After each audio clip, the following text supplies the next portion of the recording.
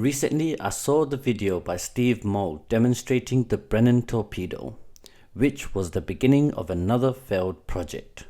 Just to be clear, I wasn't planning on taking on something this complicated or challenging, but after I saw how closely related the Brennan Torpedo is to the wind-powered car Derek covered on Veritasium, I couldn't get this concept out of my head, and wondered if a boat version is possible.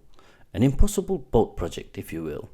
Also, I couldn't get the image of Steve menacingly petting his cat like a Bond villain out of my head, challenging me to build this impossible boat. Thanks, Steve. Thanks a lot. The torpedo has a spool of cable that makes its way through the center of the propeller via some pulleys. When pulling on the cable, that spins the propeller, pushing it forward. Steve's video has a more in-depth explanation as to why and how this mechanism works, and I've put the links to his video in the description below. For my project, I came up with this boat design. I like to think of it as a simplified version of the Brennan Torpedo, with the top half chopped off.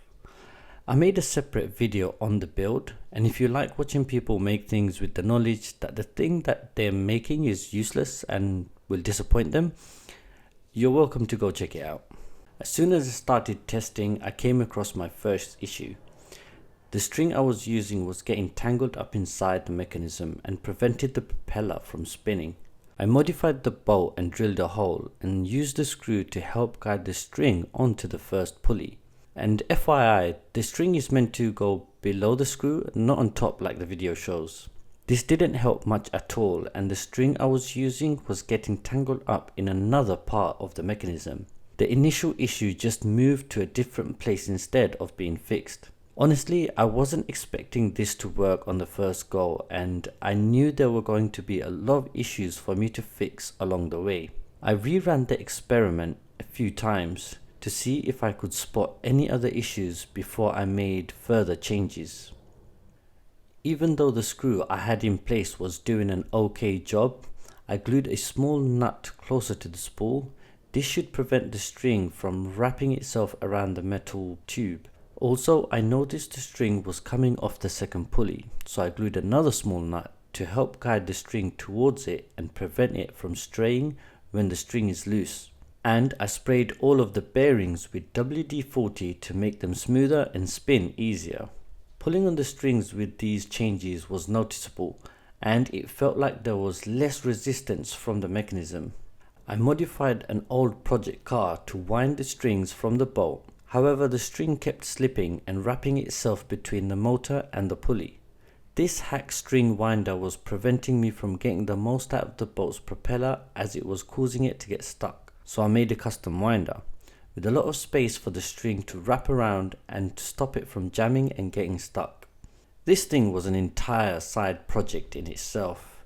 It involved some wiring and my first attempt at soldering. I also printed 2 more propellers. These were much larger than the first set, which were 60mm in diameter, and these new ones are 90mm in diameter. This was either a genius move or a waste of PLA. They were a waste of PLA, and 8 hours of printing, which I'm not going to get back. The good news was that the string was no longer getting tangled and the propellers were spinning. This meant the mechanism was working.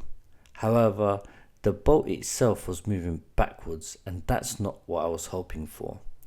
I tried a few different things, like letting the propellers get up to speed and dropping the boat into the water, which didn't work. And when I swapped over to the larger propellers, it got worse.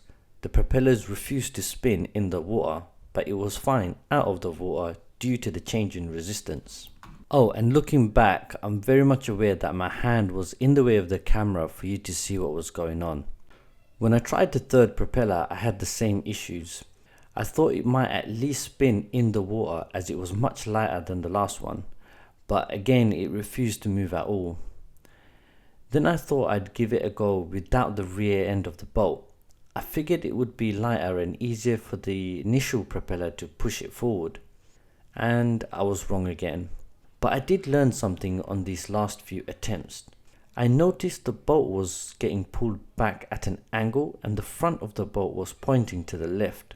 I tried this a few times to see if it would pull the same side, and it did. This could be because the pulleys are on the left side and the pulling force is applied in the front of the boat where the larger pulley is placed. It's obvious I am in way over my head with this project, but now that I've started, I know I have to keep trying. I have a few ideas on the changes I could make and see if they improve the performance at all. I would really appreciate any suggestions, tips, and source materials you think I should research for my next iteration. I'm sure there are a few gaps in my understanding of basic physics principles, and some direction would be great. Thanks for watching, and as always, if you like this type of content, like and subscribe maybe? I don't know.